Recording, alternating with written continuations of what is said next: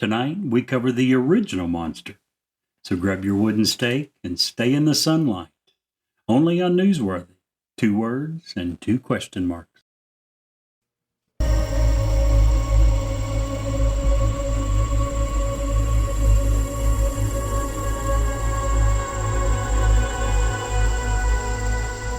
He's alive! Have you checked the children? Get out!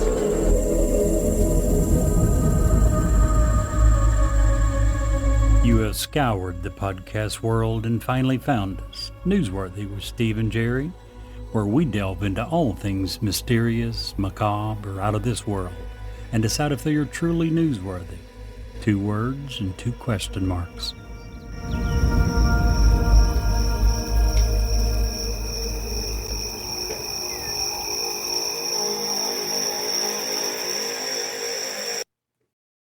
Why should you work with Ed Locke? A better question is, why wouldn't you work with him? He is proud to support an amazing lender, USA Mortgage. When you work with them, you can expect a home financing experience that is free of hassles and headaches. They have complete control over your loan due to in-house operations such as processing, underwriting, closing, and funding. USA Mortgage represents a lot of fantastic things, but they are especially thrilled to partner in several community outreach programs, including Habitat for Humanity, Home Sweet Home, Veterans Community Project, and many, many more. They love going to work every day, which means they love working for you. Ed wants to be your lender for life, so reach out to him today and get the journey started.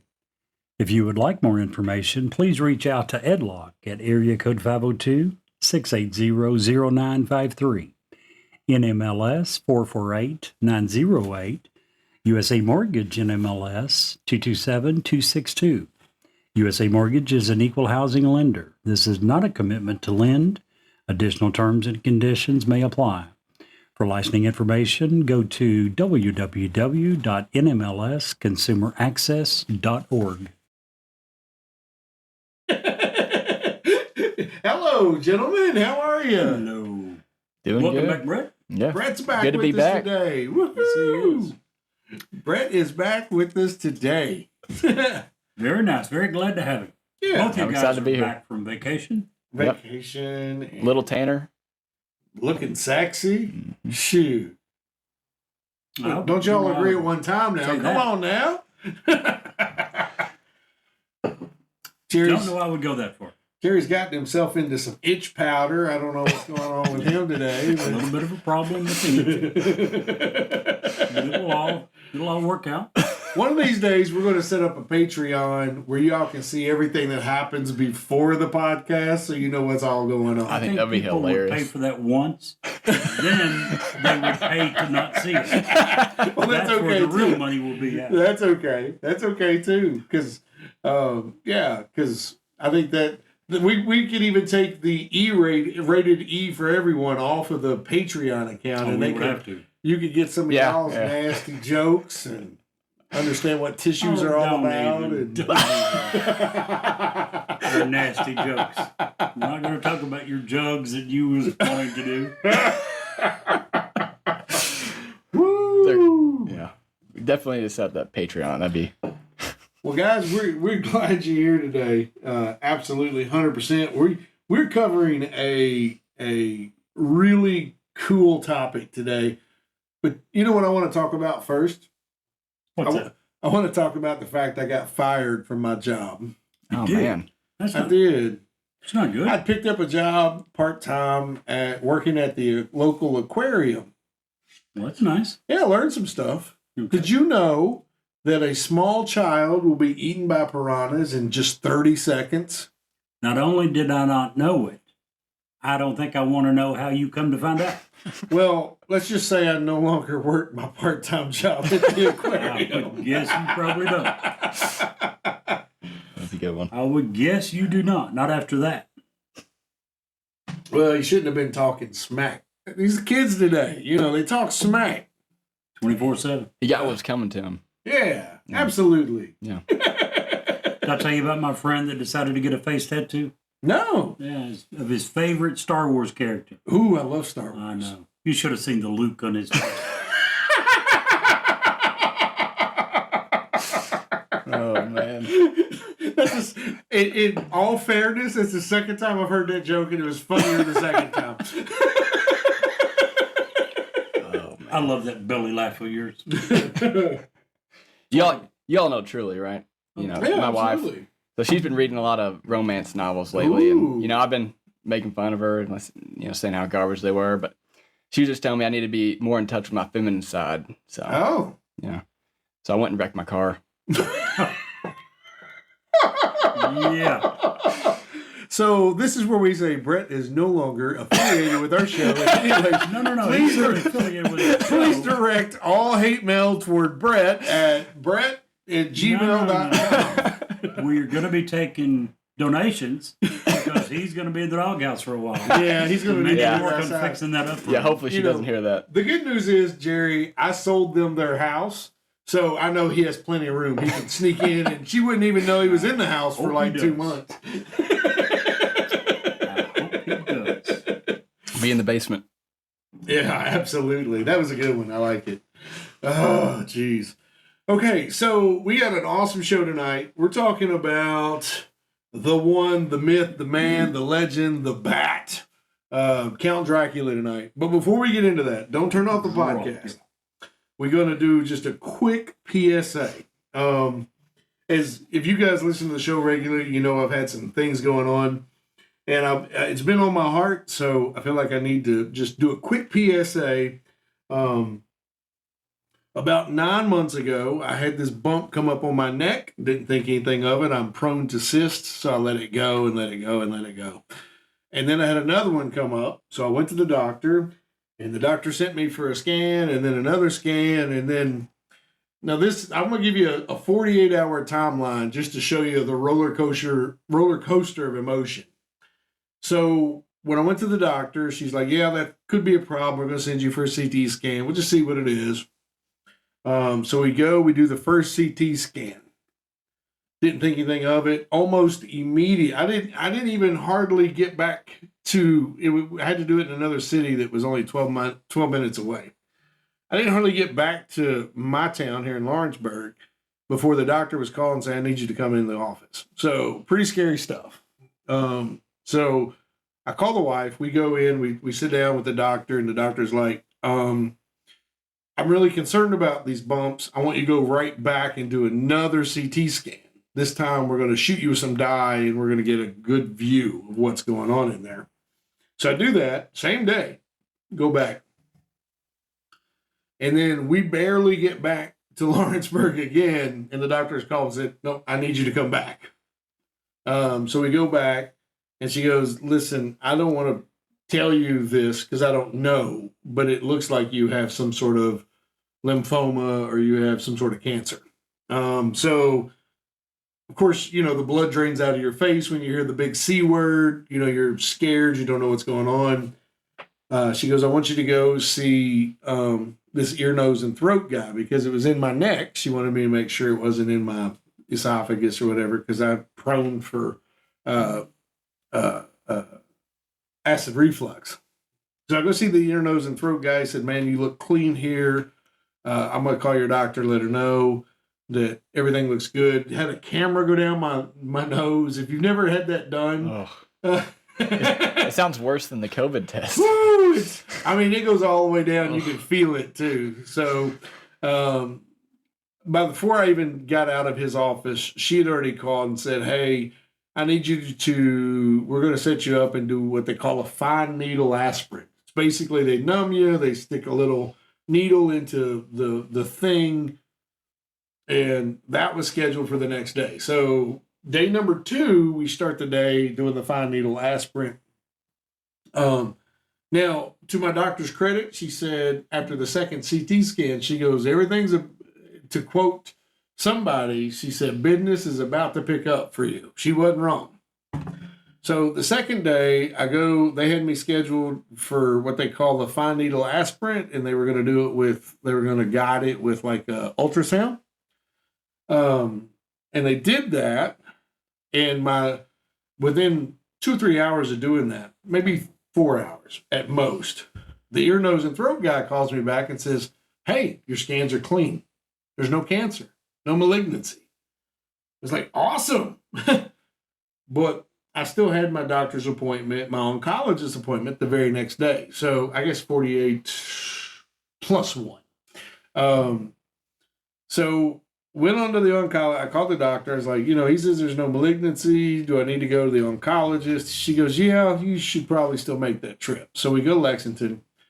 And my oncologist, who's a notable, he's one of the best in the state. I don't know how I lucked out there, but he says, yeah, I got your results back from your fine needle. I don't believe it. So it went from, oh, you have cancer, to no, you don't have cancer, to I think you have cancer. In just a very short arc. You're right. That's one hell of a roller coaster ride. I'm telling you. So he says, what I want to do is I want to send you, we're going to take out a lymph node. We're going to have it tested thoroughly, and we're going to see. If it's not, at worst, you have a cool scar. At best, we figured out what's going on. So we scheduled that. It was a couple of weeks later. I go in, I have the surgery. Within a day, it comes back that I do, in fact, have stage 3 thyroid cancer. And the stages basically just mean where the cancer's at. If it's just in the particular area they think it is, it's a stage 1 or stage 2, depending on how big the cancer lump is or growth is. And then stage 3 is if it has spread. And this is spread to my lymph nodes at this point.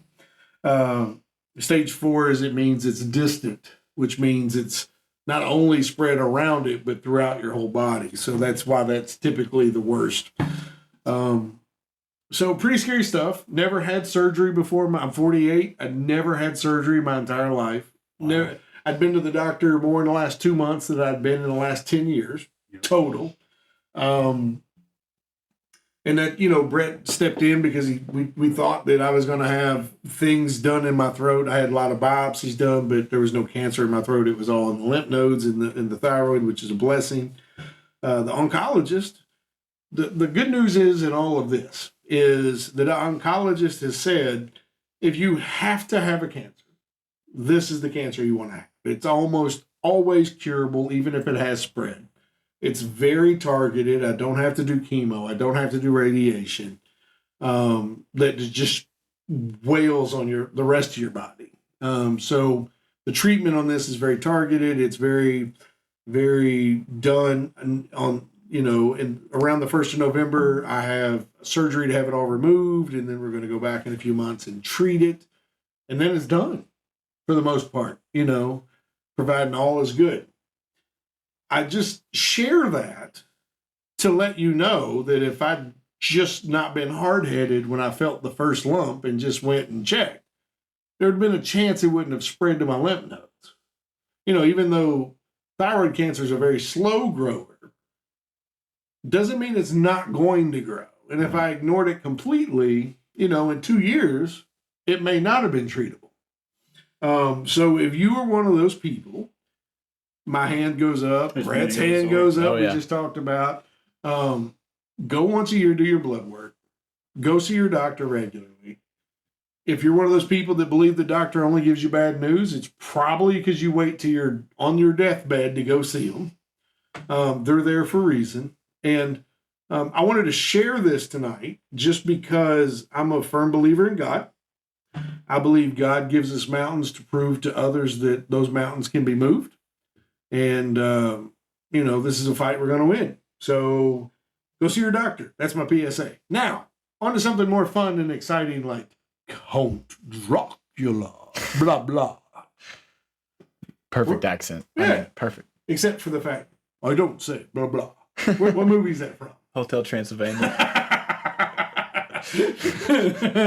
Transylvania. So, Jerry. Yes. Where the hell is Dracula from?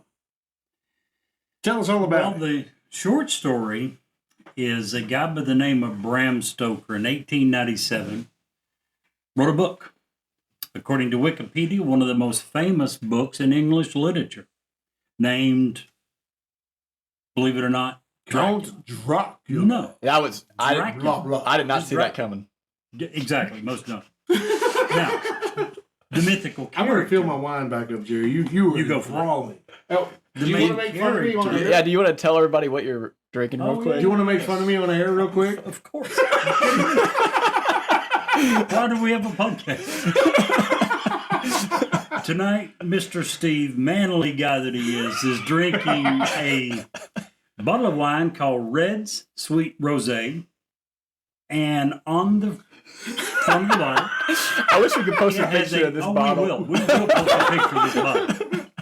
It has a picture of a woman, her hair, and her bright red lips. That is all that's on this fruity rosé, sweet red. It is a sweet red. At least it has that going for it. But that is the Red Sweet Red's- Rosé. Red Sweet Rosé is the name of it. Apparently, Red's is the company, I suppose. And that It's is- made in Lowellsville, Ohio. So another relatively local wine. We like to do the local wines here. So- And that's Steve embracing his feminine side. yes, sir. Woo, woo. and it is 13%. And I've just finished the bottle. And I'm going to take as long as I can for my part. I'm thinking by the time we get to Steve, he may be passed out. Incoherent? We're not for sure. Well, good for me tonight that I have the smallest portion tonight because of my PSA. There you go. But back to your original question. Yes, tell us all about the Bram Stoker origins. wrote the novel called Dracula, which starred the main character of Count Dracula in 1897. Wikipedia, I think I mentioned, refers to this book as one of the most famous pieces of English literature ever, which absolutely blew me away. Brett and I was talking earlier, and he said he's not for sure he's ever seen a Dracula movie. I'm pretty sure I have, but I couldn't tell you the name of it. I've certainly never read the book. And for this to be considered one of the most famous English books ever blew me away. With that being said, how many times did you say that this had been made into a movie? Yeah, so since 1931, which is the first Dracula movie, it's been over 200 movies featuring Over 200 Dracula, which Over 200 movies. over 200, yeah. Absolutely blows me away. The origins of what inspired Bram is disputed. I say that because I read that on Wikipedia. Before I read it, everything else that I read didn't leave much in dispute. It says that most scholars believe that Vlad III, also known as Vlad the Impaler, also known as Vlad Dracula, was a possible source of inspiration. We do know that he was a voivode, which means a prince-like military leader of Walchavia, 3 different times between 1448 and 1476. And Wallachia was a principality that joined with Moldavia in 1859 to form what is modern-day Romania. And yes, Vlad was born in an area named, once again, I know it's going to be hard to believe, but he was born in an area, a region named Transylvania. Vlad was a brutal, sadistic leader that was famous for torturing his foes. By some estimates, he's responsible for the deaths of as many as 80,000 people, the majority of whom he killed by impaling on sticks, swords, something of that nature. Centuries later, the sinister reputation of Vlad the Impaler took on new life when Stoker come across the name Dracula in an old history book. He learned that it could mean devil, and he gave the name to his fictional character in his book. So, can I interrupt you for just Sure. a second? So, my daughter, who is a content creator as well, Okay. sent me a meme that she had created of a asthma inhaler, and it had Vlad's picture on it. Vlad the inhaler. She has a great sense of humor. She really does. She gets that from her pops. What are we Okay. talking about? Anyway, Wherever. She may have gotten it from you, but she got a double or triple dose because hers, I must say, is probably better than yours. because I don't like your jokes. Yeah, that's got a lot to do with it. Go ahead. I'm sorry. I didn't mean to interrupt. By the way, Velad, as we mentioned earlier, Velad the Third, obviously that means his father was Velad the Second. That's where the name originally come from. His father was given the name when he joined a Christian group, a ruling Christian group. He was given the surname of Dracul, Dracul, which meant dragon. When Velad the Third was born, he was given the name Dracula, which means son of the dragon. So that's where the original Dracula name come from. So yeah, if you want to know where it come from, most people, as long as you don't go to Wikipedia, which says it's in dispute, most people think that Velad III, from what is modern day Romania, was the original source of inspiration for Bram Stoker and the original Dracula. So where did the blood drinking come in? There's a lot of different thoughts on that. As far as you're talking about, where did it come in the story of Dracula? No. Like you were telling when we were talking about this pre-show, you were talking about like what would happen when this became. Well, now you're talking when about people were really vampires, thinking, not just Dracula, absolutely, and the origins of Dracula. But a lot of people think. Let me digress for a second. If you go into almost any civilization, somewhere buried in their history, you're going to find some blood-sucking people. They might be called vampires. In most cases, was called something else, but they're there. And almost every civilization known to man, it has some of these blood-sucking, blood-drinking people. There's many thoughts. One of them is that there is a disease, and I'm sure I'm going to massacre the name, porphyria, Porphyria. This condition makes a person overly sensitive to sunlight. People with this disease are relegated to the indoors because exposure to light can lead to disfiguring blisters. If you have it very bad, daily blood transfusions are sometimes needed as well. Now, when you combine those two things, needing blood transfusions and having to stay indoors and can't tolerate sunlight, you have the origins of a lot of mythical beliefs of vampires. Is this a disease that's still around? Yes. Okay. It is still. So here's my question, and it's a bit leading, if you will. Sure. So if we have people that are dying unexpectedly in our village, and we have a suspect, and we dig them up, what on earth would make me think that that person that we dug up is a vampire? Well, there's several reasons for that. One of the things that happens to bodies we know is that fingernails tend to grow on dead bodies. Hair tends to grow. And I forget the medical reason for this, but back before people were embalmed, there was many people who once they were dug up, if they were dug up, would have blood that would appear around the mouth area. Now, when you combine all of that, if they had someone that they suspected of being a vampire, someone suspected of doing some of these type things, they would often go dig them up. Well, when they dug them up and they found that their fingernails had grown, they found that their hair had grown, which wasn't known to happen because they didn't dig many dead people up. And they found blood around their mouth.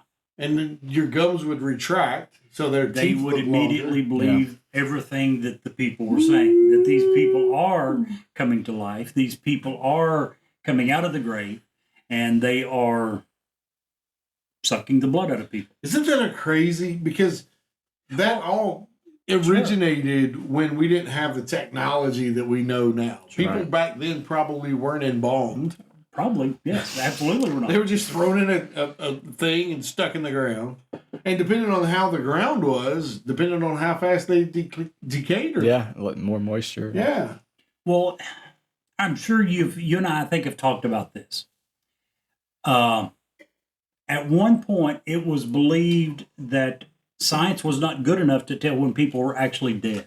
Right. We believe that we pretty often, not real often, but sometimes buried people that were alive. There's proof of that. To the point, yes, there is. Right. To the point that people that were rich and could afford it would have a bale put inside the coffin with a string attached to, or I'm sorry, they'd have a string inside the coffin attached to a bell above ground, and would pay someone to sit there for 2 or 3 weeks and listen for the bell to ring, so they would know that they had buried a person who's still alive. Which after 2 weeks they'd be dead. But they've dug out coffins that have scratch marks. Yep. Isn't that crazy? Now, that's scary. At what time point did this cease? I'm thinking it went on well into the 1700s, if not early 1800s. Oh, absolutely. Yeah.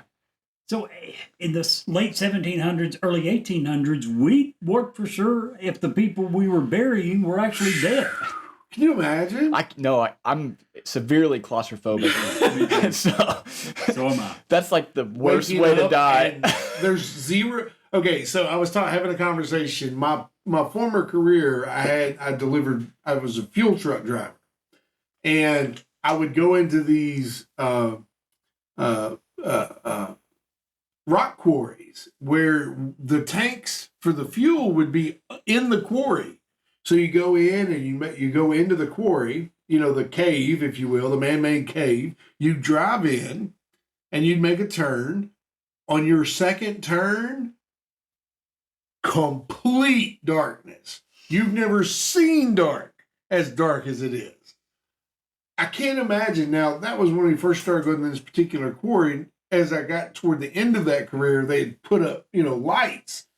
But before that, you would go in there and you were thankful for every single light emitting thing on your truck. It was so dark. And you would be able, at least you could get out and stretch. Oh, man. Can you imagine? No. Waking up, not being able to move hardly? No. I think Mythbusters did an episode on this where they had somebody get in a coffin and they had this, I guess they had like some acrylic walls put up, and then they buried them, and then they tried to see what, they had a camera in the coffin. The girl didn't last long at all. She immediately started hyperventilating, the oxygen levels dropped, and I can't water imagine. Torture. Do you remember that? You ever read about that? Mm-mm. Chinese water torture would bury someone in a coffin type device so snug that they couldn't move their hands, arms, and there was a small hole above their forehead, and every minute or two, a drop of water would. I have heard about this. Yeah, and Mythbusters did this ttoo. Yeah, they did the water drop, and it worked. I mean, they proved that it was people crazy. Yeah, very quickly. I don't know. Have you guys ever been to Mammoth Cave? Yes. So here in Kentucky, did they turn the lights off? Yeah. Whenever. Oh my! Talk about darkness. It's when you go into that huge cavern, yeah. Right before the walkways are pretty well lit, but they begin to lower the lights. They want it to be a huge surprise when you walk out and they turn on the lights in this huge cavernous cave with waterfalls and all that. Scary stuff. If you get lost in there, you're done. My son's going to Mammoth Cave this weekend, actually. Nick. Yeah. Him and his. Now, we went a few weeks ago in the cave. By the way, Mammoth Cave is massive. Mm-hmm. But if you want to come to Kentucky and experience one of what I believe is one of the 7 wonders of the natural world, make a reservation, because you can't come and just walk into the cave. Isaac Newton signed one of the walls in the cave. Really? Yeah. That's pretty awesome. Yeah. So how do you go about killing one of those, Jerry? Well, I'm glad you didn't know the answer, because I'm going to tell you. Thank you. Turns out you did not assign me that. You did not tell me to research that. No, I'm glad you asked. So, everybody knows the number one way to kill a vampire is, anyone want to guess? Wooden stake. That's number 2. Really? Sunlight? Sunlight. Okay. You're right. Sunlight is the number one way of killing a vampire. Vampires. Wooden stake is a little easier to get a hold of than sunlight. Well, you can carry it. You can put it in your pocket. You can have it on you. The sunlight? No, the wooden stake. The sunlight requires a little bit of work. But sunlight is by far the number one way to kill a vampire. It reduces their immortality, the genes that allow them to what's the word I'm looking for? Regenerate? Okay. Like Doctor Who. And that's how they die. To kill a vampire with a wooden stake, you need to plunge it into their heart. Not sure why that works. Old history says that a wooden piece of wood is sharp enough to pierce the flesh or in human flesh. I think that when lore was created on how you kill these, that, every Superman has kryptonite. Yeah. The Mummy has, I don't know, a diarrhea. So Dracula has a wooden stake. I broke Brett. Not new. I broke Brett. That is not new, by the way. In 1732, an Austrian doctor has a tale of a supposed vampire, which he claimed to have killed by stabbing with a wooden stake. Right. In 1732. So I wonder if it's from where they dug up bodies and they just had a wooden stake handy, because it was cheap, Yeah. and they were able to pierce the flesh. Maybe. And they was like, oh, well, they can't move now, so Yeah. even though they were already it was dead. that and it would hold them down. So when they would do that in a casket, they would pierce them through the heart. Like Jerry was saying, this is before we did embalming. So when they pierced the heart, blood would still come right, out. yeah. So they would thought the thought was, oh, that pierced the heart. Well, no kidding.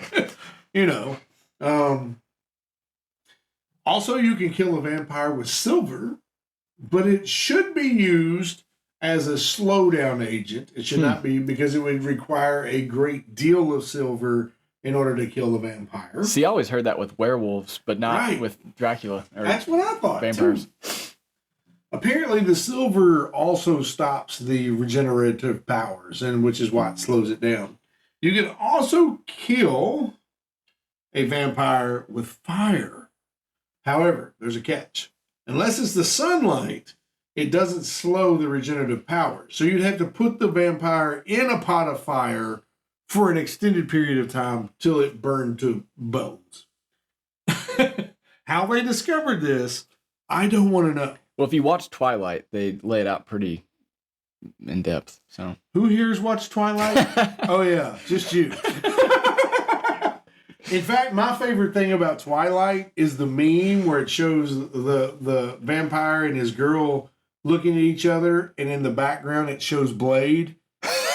And it says, the only Twilight anybody really wanted to watch. I've never seen that, but that's hilarious. Me and my wife, just quick. Me and my wife had a game going on when we were dating. We'd go to Goodwill's just to try and find stuff that was cool. But we had a game going on to where we would find at least one Twilight book in every Goodwill. Oh, wow. Every Goodwill, no matter what it was. Did you buy them or just find them? No, we just found them. I was It gonna was say. just a funny thing that everybody's giving up their Twilight books. I'll tell you another fun date involving the Goodwill, just to get off topic for a second.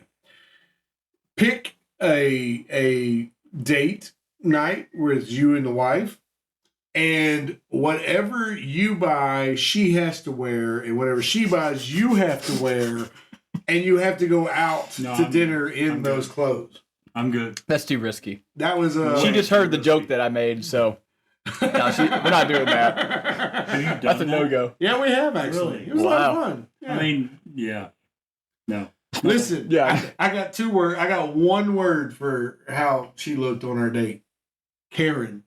We're talking bedazzled UK shirt. That's awesome. The culotte But pants. here's Oh, my man. point. All of that will go really well. And 99% of the time, it's going to be a fun, enjoyable memory that you talk about for years. But on the off chance that I pissed her off last night and didn't know it, there is no way in Hades I'm agreeing to this. I mean, they sell bikinis there. I'm pretty sure. Sure. Some people will sell. Just Yeah. You gonna be walking out in a bikini? No, some ladies' lingerie. no Who's thanks. gonna wear that? Yeah, right. I think they have underwear. Hey, I just got back from the Caribbean. I'm not saying there was a Speedo in my future, but there may have been a Speedo in my future, just to I give you all know the visual. one of your primary outlooks in life is no matter what it is, you make it look good. Exactly. I'm not Thank you. arguing with that, but I'm saying women's lingerie, no thanks. That's a picture I'd never want to see. You in. All right. Fine. How do we go from fine. Dracula to Speak this? for yourself. No. So there are 2 other ways to kill vampire, and both of them are about disease.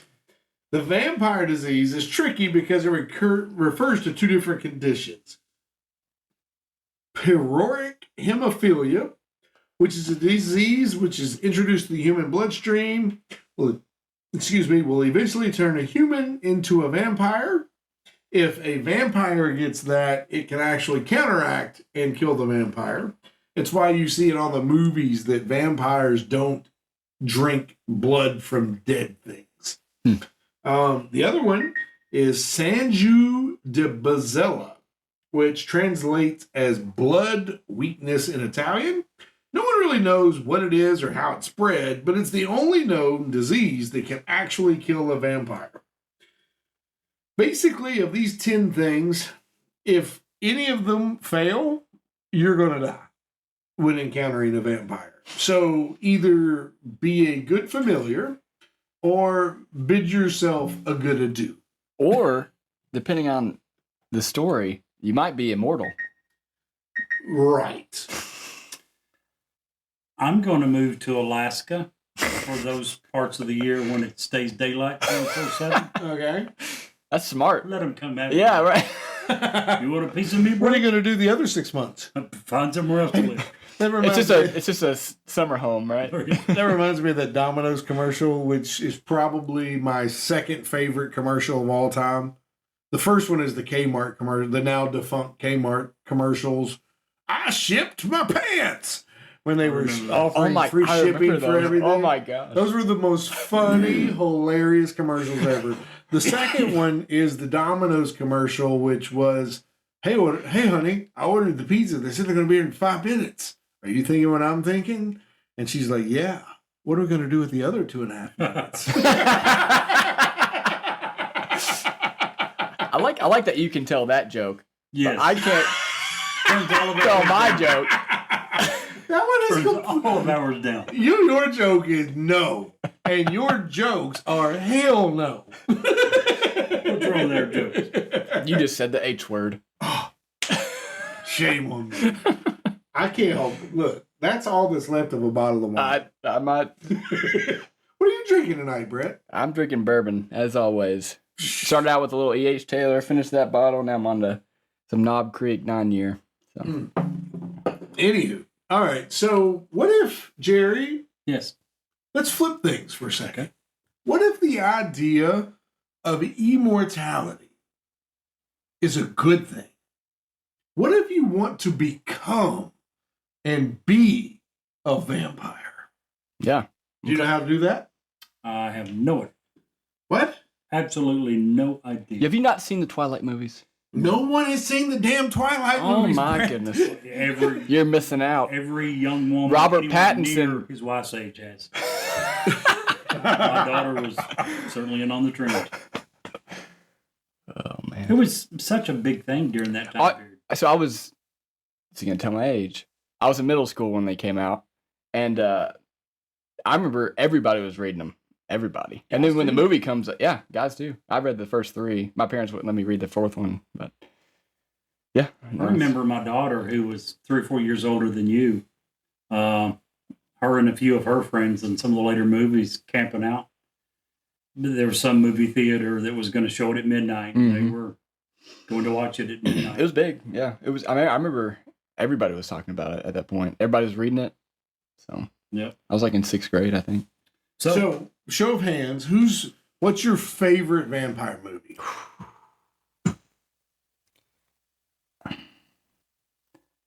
I don't want to say Twilight because you guys have bashed it so much. We are absolutely going to make so much fun of you if you say Twilight. We covered this, I think, when you were out earlier. Neither Brett nor I are sure that we've ever seen any Dracula movie. So Dracula specifically, yeah. Yes. But vampire movies, different. I've seen some vampire movies, yeah. I can't name one that I've ever saw. It's a tough one. I've seen parts of them. I can't say that I've ever sat down and watched. What's your favorite movie? I got a couple, and one of them is a very new movie. If you guys haven't saw Renfield, that is a fantastic. Oh, Nicolas Cage coming back. Cage, yeah, it's a fantastic movie. I mean, this is probably his first movie in a while. Well, he made a lot of movies that were straight to video or whatever, straight to streaming. At least it's the first movie I've heard of. It's fantastic. It really is good. It doesn't necessarily focus on his character. Is it a comedy? It is a comedy. Yeah, look kinda like it's comedy. wonderful. But overall, I think the best vampire movies I've seen in the last bazillion years by far is Blade. Oh my! Come on. Oh, Yes, absolutely. I didn't even think about Blade. The Daywalker by far. You're right. Blade is the best vampire movie I've ever Thank seen. you. Yeah, Thank you. Interview with a Vampire was a good movie also. never seen it. With Brad Pitt and Tom Cruise. It wasn't terrible. Never seen it. It's some girl. Okay, so anyway, let's talk about the pros and cons real quick, and then we're going to switch over to where Dracula is in the world today.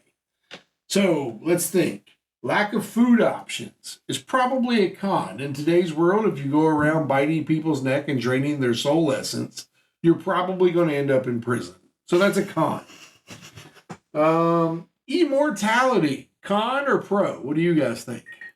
I think that's a Con. pro.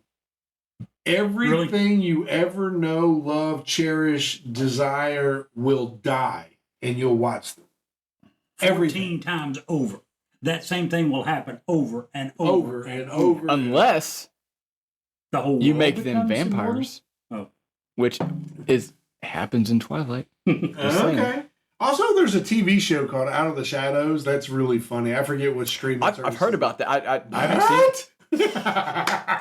What? Sorry. That's for you, Robin. Okay. Aversion to sunlight. That is a con or a pro? That's definitely a con. Yeah, Have to be. I agree. I couldn't go to the Caribbean anymore. Yeah, Shape shifting. Shifting from a human to a bat. Oh, that'd be a pro. that'd be cool. Yeah. Absolutely a pro. Absolutely. I agree. Public opinion.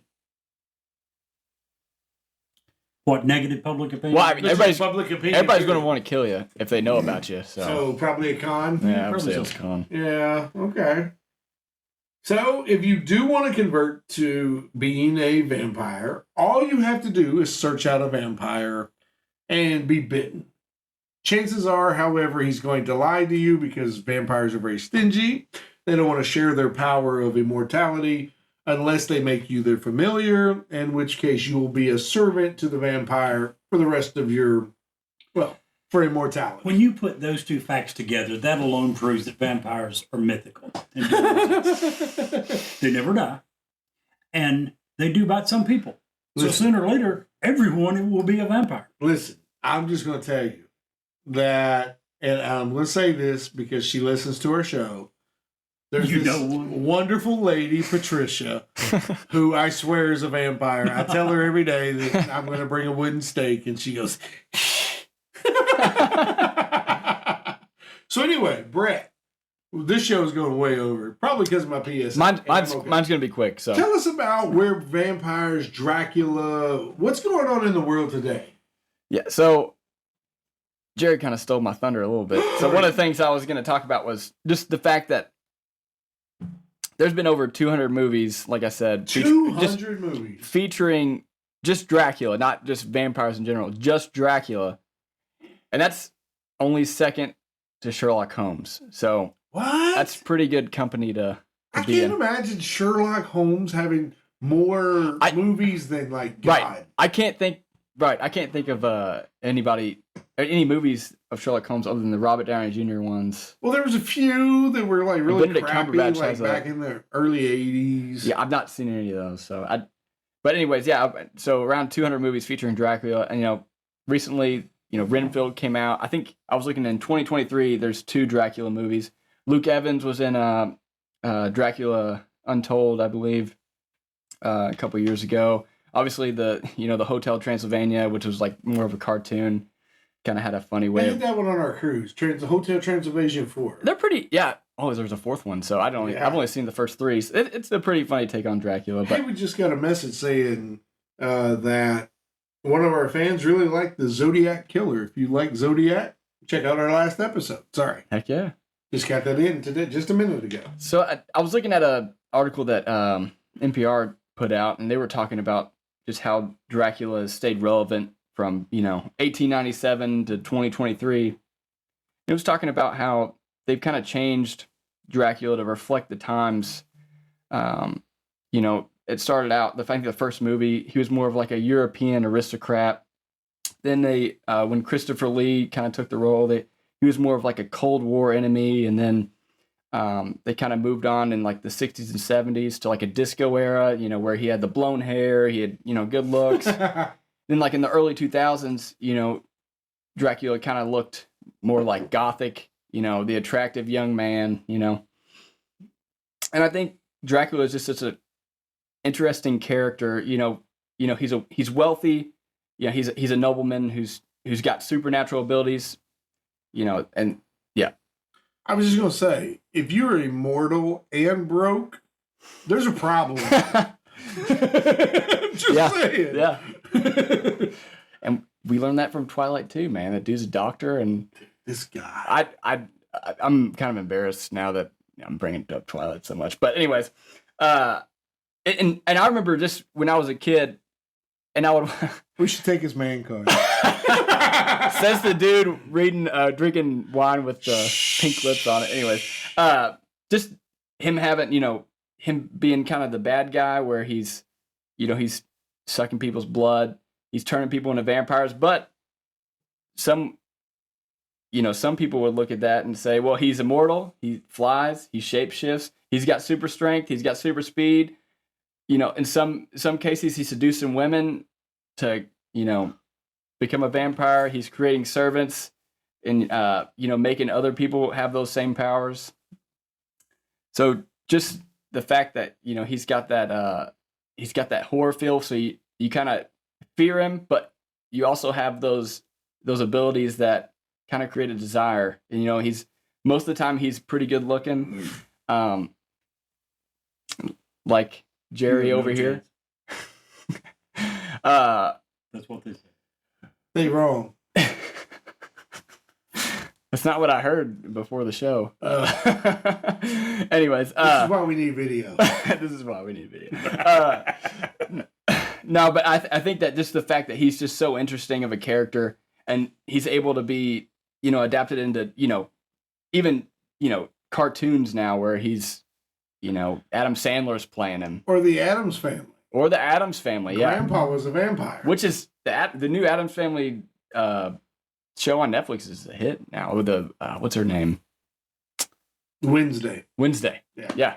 That show's a hit. So, anyways, he's changed over the years to kind of reflect the times, and every generation. There's been over 200 movies since 1931. Every generation has experienced Dracula movies in the theater when they were, going to the movies. No matter what, I was looking through all the movies throughout every decade, and there's at least 10 to 15 per decade. So isn't that insane that something, and that's just Dracula, not including vampires, just Dracula. Wow. Isn't it insane how that one persona and it's evaluated, like you said, it's different every single generation, has been able to dictate and take up that much camera time. It's almost, we always talk about Hollywood is more of the same. Right. It's just oh my gosh, yeah. But this is one of those topics that every single time it can be different, and it can still be good. It can still be unique. It can still be changed. I mean, the Renfield movie is far different than... Which is a character that was introduced in the very first book in 1897. Yeah, right? Crazy. So, crazy. Yeah, I think that the fact that the character's been kind of fluid throughout the years has kept him current. So, every generation has been able to experience him in a different way. Werewolves are not that way. The Mummy's not that way. Right. Yeah. Frankenstein's monster isn't that way. So the original. A little bit. Just nowhere near all of them. Oh, okay. Don't you think? Yeah. I mean, they've had some movies, but just not like Dracula. Right. Have you ever seen, just off topic for just a sec, have you guys ever seen Young Frankenstein with Gene Wilder? It's a black and white movie. It's old. No, I don't think so. Oh my gosh. I love Gene Wilder, though. You guys have homework there. Yeah. You've got to watch Young Frankenstein. It's hilarious. Sorry. Please continue. And of course, Frankenstein's the doctor, not the monster. Right. So. It's Frankenstein's monster. But, yeah, I think they're able to make him appeal to so many different age groups, different genders. So I think that's why he's been able to stay so current. I think Maybe, I was looking, like we were saying earlier, sorry to interrupt, maybe there's enough realism that we all begin to feel that, I can almost see this happening. well, so the article in NPR, they kind of made the comment, which I thought was really interesting. The reason he can't see his reflection in the mirror is because he's reflecting society at the time. Oh, wow. That's interesting. Which is it's kind of a cool take on it, but Also, you would never know if you had a hair out of place. Just saying. which he never does. I mean, Right? It's crazy. yeah, and I think there's been so many just vampires in general, through Twilight, through Vampire Diaries, through Buffy the Vampire Slayer, through Blade. I mean, there's been so many different recent iterations of just vampires in general that Dracula's just become an interesting character. Wow. So, well, I'm glad we got to cover Count Dracula today and vampires in general. I think it's extremely exciting. It's October. Can I add one thing? Sure, absolutely, Jerry. I found an article on bustle.com entitled 6 Facts About Real Life Vampires. Ooh, real life vampire. One of the statements is this, but are you aware that at this very moment, as you're going about your normal day, trying to figure out how to sneak out of work early just to jump on your Halloween partying, that there are 5,000 real-life vampires roaming the streets of this fair country? Again, according to the Atlanta Vampire Alliance, it claims that 5,000 people who consume human and animal blood because they feel that they need it to survive exist today. yes, I've heard about this, and it's kind of pretty recent. Honest, I think there was They're buying it, by the way. They're not killing people. There's people who sell blood, yeah. and they're drinking animal and human blood. The human is from volunteers. This was covered in a show, I feel like, that I watched, and it was exactly that. There was this dude who was, I can't remember what the show was called. Anyways, basically this dude was a rock star, and he was kind of like, the whole goth image. But basically he made his name by sucking, I think it was Supernatural, actually, now that I think about it. He was sucking girls' blood, and it made him super popular. And then, apparently there was this whole huge cult following that was also sucking blood. Okay, so my question is, what kind of disease are you setting yourself up to get by drinking blood my in gosh. today's world? Yeah. Answer that. Huh? Every disease that the people. Every disease, yeah. Every disease they had. Back when I was doing sex ed in middle school, we're talking back in like the 80s, 90s. They said that every You're not person that you old, are you? slept with, no, I ain't gonna say. Every person you slept with was you were sleeping with the last 7 people they slept with. So just imagine if you're sucking their blood directly. Or drinking. Doesn't have to be sucking, it could be drinking. No, I can't imagine. It's gross. Anyway, well, good show. It's Halloween season. It's October. I'm excited. Are you guys excited for Halloween? Absolutely. Super excited. Brett, we're going on a field trip in the next week or so, right? Hopefully Brett can Looking join us. forward to it. We're going to spend some quality time in one of Kentucky's oldest cemeteries. We're going to go by a house that I personally had a paranormal experience in. We're going to go see an old Civil War hospital. And we're going to report on all of that. If we can figure a good quality way of recording while we're doing it, we're absolutely going to do it. And just to lead up to the rest of our shows for this month, I think that's going to be exciting. Absolutely. We hope that you Looking join forward. us for that. Yeah, Absolutely. no, it's gonna be awesome. I Yeah. hope I can come along.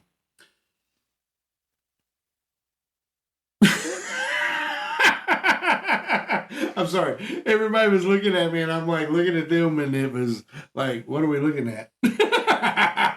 Anyway, happy October, happy day or month of Halloween. This is exciting stuff. We can't wait to see you soon. Man, that episode is really interesting. And if you'll stick around for us for just a few commercials, we have another great story to tell you. Hi, this is Ed Locke with USA Mortgage. When it comes to buying a home, the process can be overwhelming and confusing.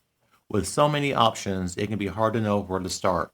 That's why it's important to work with a certified mortgage loan originator. I have the knowledge and expertise to guide you through the process and find the best mortgage option for you. I will work with you every step of the way to ensure that you are getting the best deal possible. So if you're looking to purchase or refinance, please reach out to me at 502-680-0953. So don't take on the stress of buying a home alone. Work with me and I will make your dream a reality. Trust the professionals and make your home buying experience a positive one. MLS ID 448908, DAS Acquisition Company, LLC, doing business as USA Mortgage, MLS ID 227262. This is not a commitment to lend. Additional terms and conditions apply. USA Mortgage is equal housing opportunity. If you want us to review or rate your product on air, if you have suggestions for new episodes, awesome ghost stories, or anything else, please reach out to us. Our email address is newsworthywithsteveandjerry@gmail.com. Our text number is area code 540-709-1318. And now, back to the story. The Gates of Hell Cemetery in Elizabethtown, Kentucky. The Gates of Hell Cemetery is quite simply a nickname for a haunted cemetery. Its real name is the Casey Cemetery. It's also known as Hell Cemetery. The cemetery is located to and along the same road as the Bethlehem Academy, which is Elizabethtown's other haunted location. The Gates of Hell Cemetery is heavily overgrown with grass and trees, and there are gravestones that are evident, but most of them are barely visible. The cemetery is very old. Some of the grave sites date back to the 17 and 1800s, but most of the people there are sadly unknown. Paranormal occurrences that happen at the cemetery are pretty average. People have seen orbs, felt feelings of being watched, and other such things associated with cemeteries. However, other people believe that the cemetery is not quite that normal.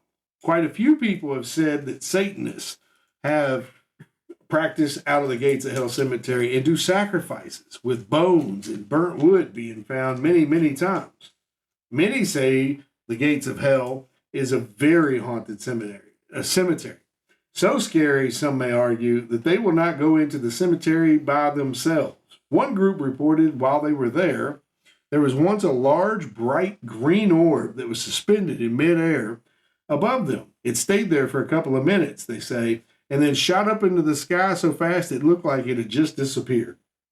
Reports of screams coming from in and around the cemetery have also been reported, as well as seeing shadow people walking around.